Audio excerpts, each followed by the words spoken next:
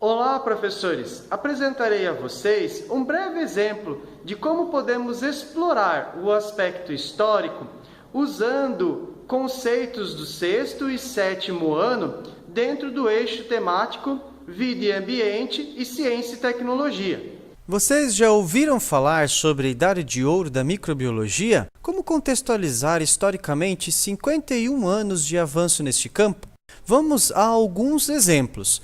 Neste primeiro experimento, os alunos são convidados a investigar a velocidade do apodrecimento do mingau, a partir da retomada dos assuntos tratados no 6º ano, fatores vivos e não vivos. Os alunos são convidados a construir, a partir de pesquisa, modelos celulares. No terceiro bimestre, na situação de aprendizagem 1 do 7º ano, é proposto uma experimentação de coleta e registro de informações vinculadas ao cultivo de micro-organismos. Na situação de aprendizagem 2, nova pesquisa aos alunos, mas o professor é convidado a contextualizar o tema a partir da história da conservação dos alimentos. Neste momento, pode ser inserido um breve histórico sobre o debate da geração espontânea e como Pasteur demonstrou que os micro-organismos estão presentes no ar.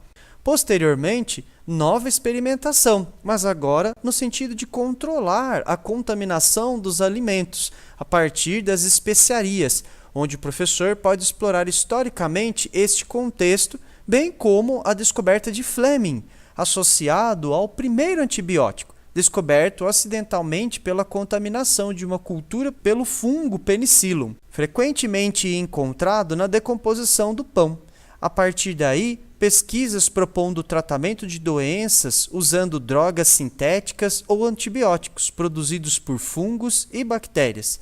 E, por fim, na situação de aprendizagem 3, os micro-organismos e a produção de alimento com discussões associadas à fermentação e liberação de gases, devido à ação dos agentes biológicos. Novamente, neste contexto, podemos discutir outro experimento de Pasteur, contextualizando o momento histórico, cultural e econômico envolvido no combate da fermentação do vinho em vinagre. Brevemente, sugere-se que seja feito um resumo com as datas e principais acontecimentos dentro da Idade de Ouro da microbiologia. Olá, pessoal! Podemos observar que o currículo de Biologia apresenta um referencial histórico muito interessante. As situações de aprendizagem nos remetem a momentos históricos importantes, envolvendo fatores sociais, religiosos e tecnológicos da época, pela qual algumas das principais descobertas ou invenções foram realizadas. No entanto, percebemos que a glória das descobertas recai sobre alguns cientistas, mas elas nos mostram que as descobertas passaram por anônimos e pelo empirismo, como é o caso da descoberta da vacina pelo inglês Edward Jones em 1796. Jenner, observando moças que trabalhavam com ordenhas de vacas, tinham desenvolvido imunidade à varíola, pois foram infectadas por vírus atenuados recebidos das vacas. Dessa forma, não desenvolviam a doença. Nesta mesma época, a esposa de um embaixador inglês, Lady Mary, já havia associado que indivíduos saudáveis que recebiam por vias cutâneas o líquido oriundo de indivíduos doentes estavam imunes à varíola. Louis Pasteur, em 1800, confirmou os trabalhos de Edward Jenner, como sua pesquisa sobre cólera das galinhas. Louis Pasteur, reconhecendo o trabalho de Jenner, atribuiu ao seu colega o mérito da descoberta da vacina. A história nos mostra que chineses, 100 anos antes dos trabalhos de Jenner, já havia criado seu método de imunização. Sopravam o pó através das narinas das crianças com os vírus mortos, possibilitando sua imunização. Informações levadas à Inglaterra que ajudaram na pesquisa sobre a imunização e a criação das vacinas. A história nos ajuda a compreender o papel do conhecimento empírico e a participação dos anônimos nas descobertas e avanços da ciência. Olá, professores! Dando prosseguimento ao eixo histórico, temos que as descobertas não surgem de repente. Progressivamente, as ideias vão sendo aperfeiçoadas através de pesquisas e muito estudo, e que muitas vezes transformam totalmente os conceitos iniciais.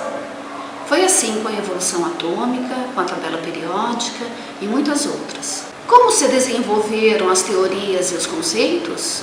Como os cientistas trabalhavam? Quais as ideias que não aceitamos hoje e quais eram aceitas no passado? Quais as relações entre ciência, filosofia e religião? Qual a relação entre o desenvolvimento do pensamento científico e outros pensamentos históricos que ocorreram na mesma época? E nos dias de hoje, continuam interferindo? O caderno da primeira série, no terceiro bimestre, inicia com a história da tabela periódica. Temos uma construção gradual, com contribuição de muitos cientistas, como Dmitri Mendeleev, Dalton, Berzelius e tantos outros, todos sentindo as influências do meio. Dentro deste contexto, tivemos a descoberta dos elementos químicos, portanto, em termos históricos, temos bastante assunto. Assim é a ciência, construída com participação de muitos, de maneira direta ou indireta. Por menor que seja a pesquisa, ela se liga a muitos assuntos, logo, muitas descobertas, e cada qual com seu contexto e suas influências. Falar de história está muito além de contar a história, pois ela está associada a influências sociais, filosóficas, religiosas. O aluno pode acrescentar esse aspecto, enriquecendo sua pesquisa. Será que quando pensamos em história da ciência, queremos contar história? Antes de responder essa pergunta, quero apresentar a vocês uma sugestão de como trabalhar a história da ciência na disciplina de Física.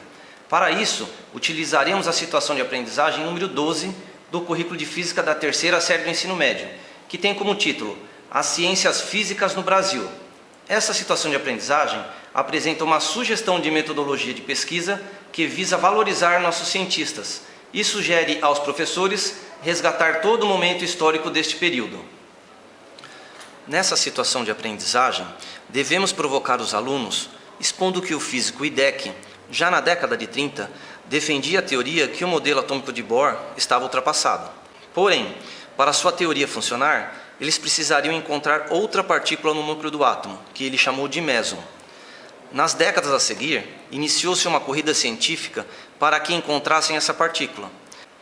A partícula foi descoberta por um brasileiro chamado César Lattes, que fazia parte de um grupo de pesquisadores da Inglaterra. Em seguida, eles conseguiram reproduzir esta partícula em laboratório e o chefe da equipe, Cecil Powell, recebeu o Prêmio Nobel de Física em 1950. Em seguida, a situação de aprendizagem ainda propõe uma série de questões aos alunos que tem como objetivo explorar o contexto histórico que o Brasil e nossos pesquisadores passavam nessa época, além de questionar sobre a importância da descoberta para o Brasil e para o mundo. Por fim, respondendo à pergunta inicial, acreditamos que atualmente estamos incluindo um contexto, um entendimento, uma crítica social, econômica e etc., que levam nossos alunos a uma criticidade sobre os fatos, que vão muito além de apenas contar história, conforme pudemos observar nesta situação de aprendizagem apresentada a vocês.